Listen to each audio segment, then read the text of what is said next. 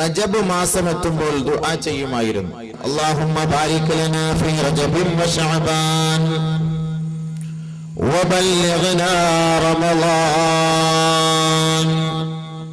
അല്ലാഹുവേ, റജബ് മാസത്തിലും ശഅബാൻ മാസത്തിലും നീ ബർക്കത്ത് ചെയ്യണമേ തമ്പുരാനേ. റമളാൻ ഞങ്ങളിലേക്ക് എത്തിച്ചു തരണമേ അല്ലാഹുവേ. ബഹുമാനപ്പെട്ട നബി സല്ലല്ലാഹു അലൈഹി വസല്ലമ തങ്ങൾ റജബിന്റെ മാസം എത്തുമ്പോൾ ദുആ ചെയ്യുമായിരുന്നു. റജബ് മാസം നമ്മളിൽ നിന്ന് കഴിഞ്ഞു പോയി, ഇവിടെ പറഞ്ഞു പോയി. റജബ് കഴിഞ്ഞു, ഇപ്പോൾ ശഅബാൻ മാസമാണ്. എല്ലാവരും നമസ്കാരത്തിന് ശേഷവും എല്ലാ സന്ദർഭങ്ങളിലും ദുആ ചെയ്യാറുണ്ട്. അല്ലാഹുമ്മ ബാരിക് ലനാ ഫീ റജബിൻ വ ശഅബാൻ. അല്ലാഹുവേ, റജബിലും നീ ബർക്കത്ത് താ പടച്ചവനെ, ശഅബാനിലും നീ ബർക്കത്ത് താ അല്ലാഹുവേ. എന്താ ഈ ബർക്കത്ത്? നിസ്കരിക്കാത്തവനും ദുആ ചെയ്യും അല്ലാഹുമ്മ ബാരിക് ലനാ ഫീ റജബിൻ വ ശഅബാൻ.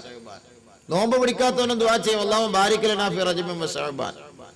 എല്ലാവരും നിസ്കരിക്കുന്നവരും ദുആ ചെയ്യും ബാരിക് ലനാ ഫീ റജബിൻ വ ശഅബാൻ. ഇതിന്റെ അർത്ഥം, ഇതിന്റെ ഗൗരവം മനസ്സിലാക്കിയിട്ടാണോ നമ്മൾ സാധാരണ ഈ ദുആ ചെയ്യാറുള്ളത്? സാധാരണഗതിയിൽ നമ്മുടെ ജീവിതത്തിൽ ഒരു ബർക്കത്ത് ഉണ്ടാകുന്നതിന് വേണ്ടി നമ്മൾ അല്ലാഹുവിനോട് പ്രാർത്ഥിക്കും. അല്ലാഹു, ഞങ്ങൾക്ക് നീ ബർക്കത്ത് താ പടച്ചവനെ, ഞങ്ങളുടെ വീട്ടിൽ ബർക്കത്ത് താ അല്ലാഹുവേ, ഞങ്ങളുടെ കുടുംബത്തിൽ ബർക്കത്ത് താ അല്ലാഹുവേ, ഞങ്ങളുടെ കച്ചവടത്തിൽ ബർക്കത്ത് താ അല്ലാഹുവേ, വാഹനങ്ങളിൽ ബർക്കത്ത് താ അല്ലാഹുവേ, സന്താനങ്ങളിൽ ബർക്കത്ത് താ അല്ലാഹുവേ. വിവാഹം കഴിഞ്ഞ ദിവസം, വിവാഹം കഴിഞ്ഞ പാടെ പുതുമണവാളനും പുതുമണവാട്ടിക്കും വേണ്ടി നമ്മൾ ദുആ ചെയ്യുന്നത് ബാറകല്ലാഹു ലക്കുമാ വബാറക അലൈക്കുമാ വജമഅ ബൈനകുമാ ഫീ ഖൈരിൻ വആഫിയ.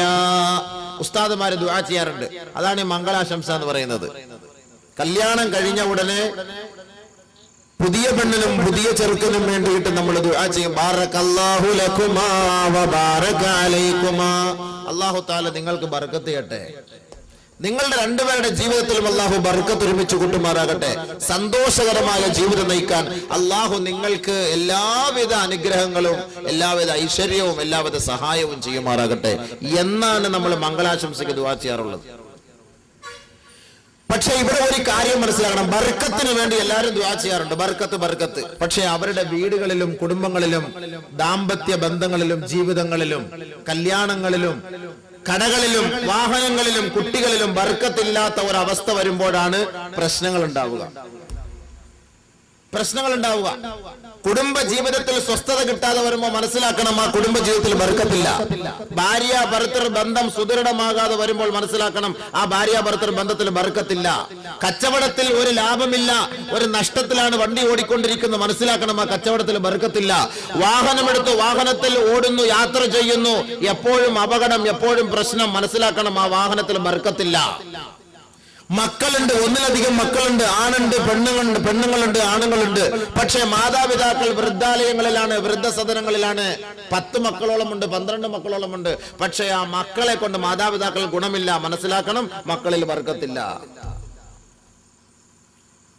മാതാപിതാക്കളുടെ സംരക്ഷണത്തിൽ കഴിയുന്ന മക്കൾ, ഈ മക്കൾക്ക് മാതാപിതാക്കൾ അർഹമായ പ്രാതിനിധ്യമോ അർഹമായ അവകാശമോ അവർക്ക് വേണ്ട സൗകര്യങ്ങളോ ചെയ്തു കൊടുക്കാറില്ല, മനസ്സിലാക്കണം, ആ മാതാപിതാക്കളിൽ ബർക്കത്തില്ല.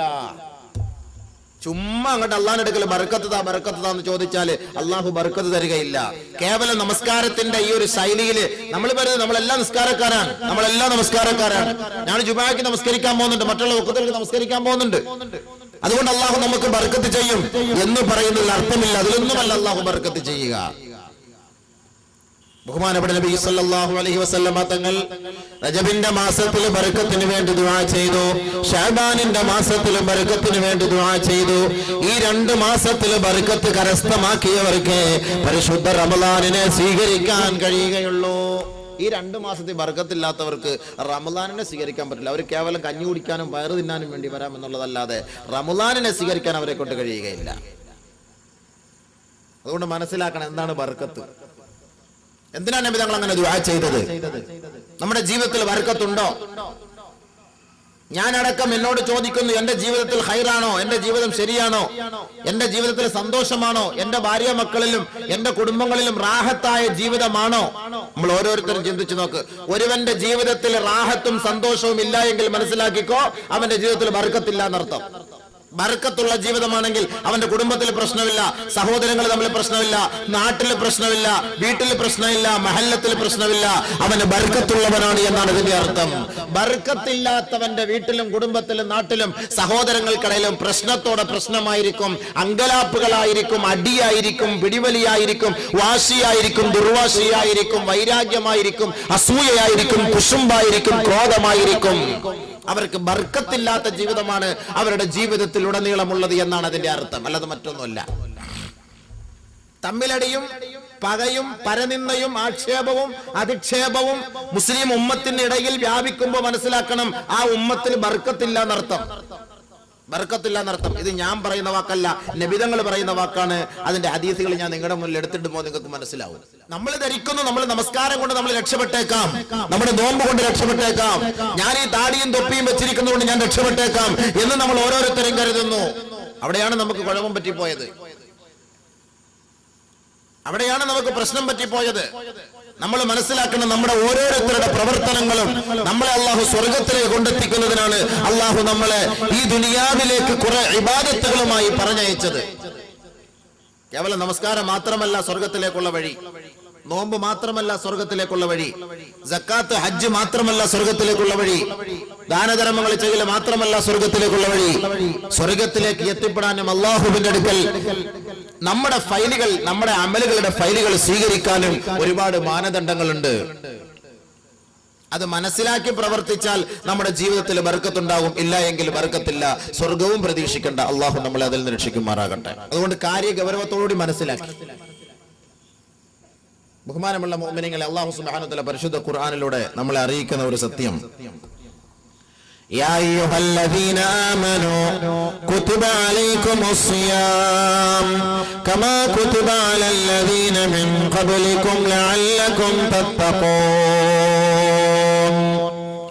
സത്യവിശ്വാസികളെ വിളിച്ചുകൊണ്ട് അല്ലാഹു തആല പറയുന്നു, ഏ സത്യവിശ്വാസികളെ, നിങ്ങൾക്ക് മുമ്പുള്ള സമുദായത്തിന്റെ മേൽ നിർബന്ധമാക്കപ്പെട്ടതുപോലെ നിങ്ങളുടെ മേലും നോമ്പ് നിർബന്ധമാക്കപ്പെട്ടിരിക്കുകയാണ്. എന്തിന്? കഞ്ഞി കുടിക്കാനാണോ? പള്ളിയിൽ വന്നിട്ട് അടിയുണ്ടാക്കാനാണോ? വടക്കുണ്ടാക്കാനാണോ?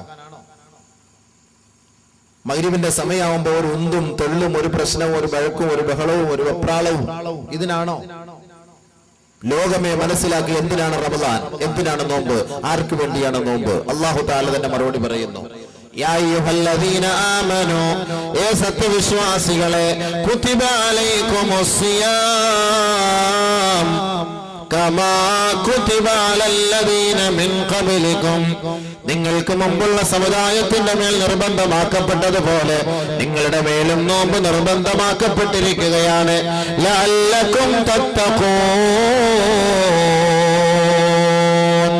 നിങ്ങൾ തികഞ്ഞ മതഭക്തരായി മാറാൻ, അള്ളാഹുവിനെ ഭയപ്പെടുന്നവരായി മാറാൻ, തഖ്വ ഉള്ളവരായി മാറാൻ മുസ്ലിം സമുദായം മനസ്സിലാക്കേണ്ട അടിവരയിട്ട് അള്ളാഹു പറയുന്ന ഒരു പോയിന്റാണിത്.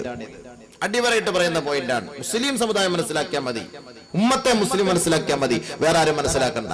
കാരണം അള്ളാഹ് ഇവിടെ ഉപയോഗിച്ച് ആമനു അവിശ്വാസികളെ നോക്കിയിട്ടല്ല പറഞ്ഞത്, വിശ്വാസികളെ വിശ്വാസി സമൂഹത്തെ നോക്കിയിട്ടല്ല പറഞ്ഞത്. യാ അയ്യുഹല്ലദീന ആമനു, ഏ സത്യവിശ്വാസികളെ, നിങ്ങൾക്ക് നോമ്പ് നിർബന്ധമാക്കിയത് എന്തിന്? യാ അയ്യുഹന്നാസ്, ഏ മാനവ സമൂഹമേ, നിങ്ങൾക്ക് ഞാൻ നോമ്പ് നിർബന്ധമാക്കിയെന്നല്ല അവിടെ പറഞ്ഞത്. ഹിന്ദുക്കൾക്ക് നോമ്പുണ്ട്, ആ നോമ്പ് അവരുടേത്. ക്രിസ്ത്യാനികൾക്ക് നോമ്പുണ്ട്, ആ നോമ്പ് അവരുടേത്. ജൂതന്മാർക്ക് നോമ്പുണ്ട്, ആ നോമ്പ് അവരുടേത്. ജൈന മതക്കാരനും ബുദ്ധമതക്കാരനും എല്ലാ ആദർശക്കാരനും നോമ്പുണ്ട്, അതായത് അവരുടെ ആദർശം അനുസരിച്ച്. ഇത് അള്ളാഹ്ക്ക് ആവശ്യമില്ല, ഈ നോമ്പ് അള്ളാഹ്ക്ക് ആവശ്യമില്ല. അള്ളാഹ്ക്ക് ആവശ്യമുള്ളത് വിശ്വാസികളുടെ നോമ്പാണ്. ആ നോമ്പ് എങ്ങനെ ആയിരിക്കണമെന്നും അള്ളാഹു പഠിപ്പിച്ചു തരുന്നുണ്ട്. നിങ്ങളുടെ ഇഷ്ടാനുസരിച്ച് നോമ്പ് പിടിച്ചിട്ട് കാര്യമില്ല. ചുമ രാവിലെ 3 മണി മുതൽ 4 മണി മുതൽ ഇടയത്താഴ് നിന്നിട്ട് പട്ടിണിക്കിരുന്ന് വൈകിട്ട് വരെ പനായും പിത്തനായി എണ്ണീട്ട് അല്ലാഹുമ്മ ലകസുംദു അബികാമന്തു അലൈക തവക്കൽതു എന്ന് പറഞ്ഞ് കാരക്കായം തിന്ന് വെള്ളം കുടിച്ചിട്ട് എന്റെ നോമ്പ് കബൂലായി എന്ന് പറഞ്ഞാലൊന്നും ആ നോമ്പൊന്നും അള്ളാഹ്ക്ക് വേണ്ട. മനസ്സിലാക്കണം. അതുകൊണ്ട് നോമ്പ് എന്താണെന്ന് അള്ളാഹ് പറഞ്ഞു തരുന്നുണ്ട്. ആ ശൈലി അനുസരിച്ച് നോമ്പ് പിടിക്കുക. എന്നാ നിന്റെ നോമ്പ് അള്ളാഹ്ക്ക് ഇഷ്ടമാണ്, ഇല്ലെങ്കിൽ എന്റെ നിന്റെ നോമ്പ് അള്ളാഹ്ക്ക് വേണ്ട. അള്ളാഹ്ക്ക് ഇബാദത്ത് ചെയ്യാൻ ലോകത്ത് ധാരാളം ആളുകളുണ്ട്.